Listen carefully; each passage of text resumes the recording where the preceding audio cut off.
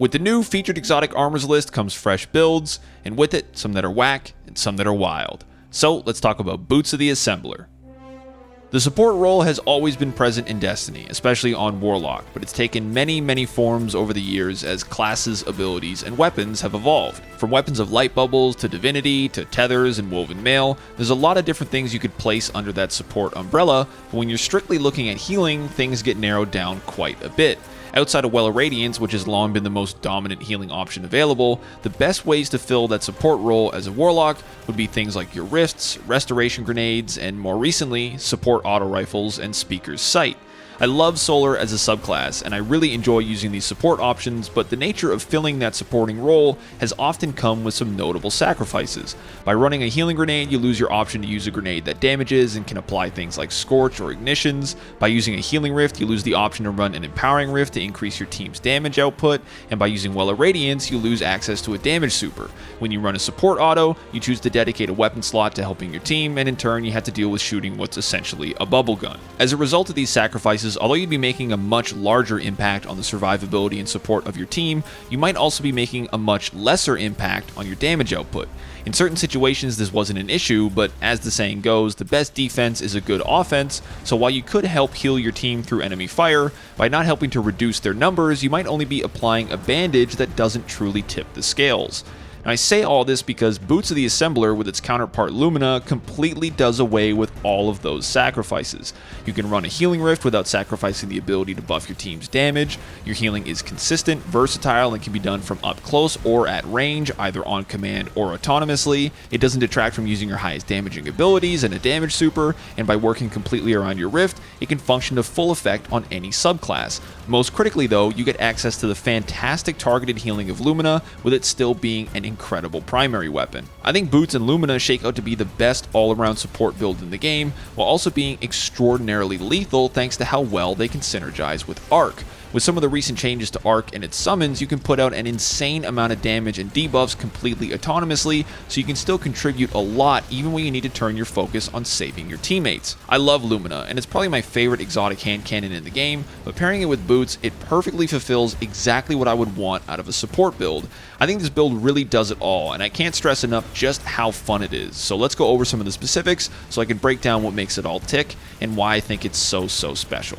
The way Boots work, if you're unfamiliar, is they allow your rift to send out projectiles called Noble Seekers when you're inside of it, which track to nearby allies and either heal or buff them. If you're using a healing rift, the Seekers will heal, and if you're using an empowering rift, they give a buff called Blessing of the Sky, which is a 35% damage boost. Anytime a Seeker finds an ally, you gain class energy, which scales with the size of your fire team. As you can see in this clip here, in a fire team of 3, I was getting about 25% of my rift back each time it procs. Boots also has specific synergy with Lumina, being its exotic weapon counterpart. When you kill targets with Lumina, they drop remnants, which you can pick up to a maximum of 6. When you hip fire at a teammate, those remnants become noble rounds that seek out and heal them, as well as giving both you and your teammate that 35% Blessing of the Sky buff. The noble rounds from Lumina also count towards the class regeneration you get from Boots. As you can see here in this clip, I'm no longer in my healing rift, but when I hip fire at my teammate, I get a chunk of my rift back. So with all that in mind, I decided to run a healing rift for my build, as Blessing of the Sky lasts for 10 seconds, so I felt the healing was needed more consistently. Since Blessing also boosts my damage, I was able to use it to generate remnants with Lumina, so I could then rebuff my teammates while relying on my wrist Seekers to heal them in the meantime. With all the Seekers going out, it's extremely easy to have constant uptime on rifts, which pairs perfectly with my first aspect of choice, being Arc Soul. Not only will Arc Soul help to crank your damage output, but it also increases your rift regeneration even more if your allies are nearby. For my second aspect, I went with Ionic Sentry, as you're able to charge it up with both arc and kinetic damage, meaning that as I was slaying out with Lumina to generate noble rounds, I'd also be charging up my sentries. With both summons up and popping heads with Lumina, it was really easy to have 2 or more sentries out at once, jacking up my damage and generating loads of bolt charge. Since summons now count as grenades, Spark of Shock is a huge pick for the first fragment, as it means that your summons can also jolt targets that they hit. I went with Spark of Ions as well, so I could generate an Ionic Trace when I defeated a jolted target, and Spark of Discharge to get extra stacks of bolt charge when I collected a trace. Finally, I went with Spark of Resistance to help keep me in the fight, as I did my best to stand my ground in my rift. For armor mods, the only one I'd really recommend is using Firepower, as it'll allow your summons to generate a boatload of orbs, so you can easily take advantage of things like kinetic surges to help juice up Lumina even more. For my armor set, I went with Texec so I could synergize with Lumina, so I'd not only be able to deal extra damage to shields, but anytime I broke one or killed a yellow bar, I'd get those disorienting blasts. I used a full set of gunner armor so I could get my weapons and grenade stats as high as possible, and with one grenade font it landed me at 156 total, netting my summons a 36% buff at max. For the artifact mod, Shield Crush is a must-have as it increases the damage of your summons by 25% anytime you're amplified, which should be just about always. Elemental Overdrive is also great to net an extra 10% arc weapon damage anytime you pick up a trace, which I was running as I went with an Unfall for my special weapon and Opaque Hourglass as my heavy. Light Forged Lead gives kinetic weapons extra ammo generation, and that fresh bullet smell will increase kinetic weapon damage when you pick up a brick.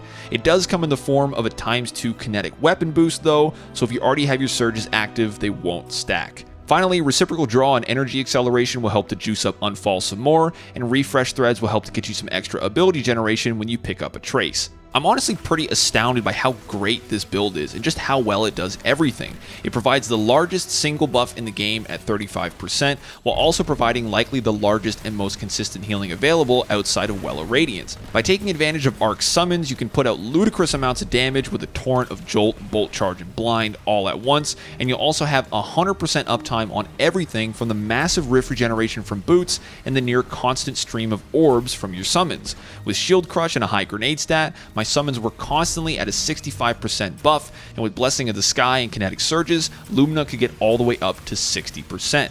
As I mentioned at the top, running support usually comes with some sort of downsides, but with Boots and Lumina, I genuinely don't think there are any. You don't have to sacrifice weapon, ability, or super damage, you don't have to choose between healing, buffing, or debuffing, and all of the build's benefits are applied to you as well as your teammates. Although this build is a bit of a jack of all trades, it doesn't feel middling in that sense, as it's able to apply best-in-class buffs, debuffs, healing, and ability damage. While a large portion of the damage potential is thanks to Arc as a subclass, it wouldn't have the output that it does without the insane class regen and survivability from Boots. It's also just incredibly fun, and it feels so cool managing every part of the build at once. What I love about support roles in games is you have to be very aware of everything happening around you, and it becomes a really great test of both your game senses and game knowledge. You have to know how long buffs last, how to generate abilities as fast as you can, when you need to check on your teammates, and where your support is going to be needed the most. It's a skill check in its own right, and it's a very different experience from slaying out, but in my opinion, it can feel so much more rewarding. For my money, this build is an all-timer. Not only do I think on paper it's the best neutral game support option available, but personally it's my dream support build come true. It strikes the absolute perfect balance between every single aspect of the support role, while also allowing you to hold your own in the fight and completely turn the tides. For me, Boots of the Assembler and Lumina are nothing short of perfect. They're effective, they're unique, they are so fun, and they are absolutely wild. Thank you so much for watching. Hope you enjoyed the video. Just want to mention I'll be streaming on Twitch every Wednesday to Sunday starting at 7 p.m. Eastern over at twitch.tv/callmekimbo_. There's a link in the description, so if you got any questions for me or you just want to pick my brain, I'd love to have you by. There's also a dim link down below if you want to give this exact build a try or if you want to use it as the base for your own spin on it. Subscribe to the channel to keep an eye out for more videos soon, and let me know in the comments what you think of Lumina and Boots of the Assembler.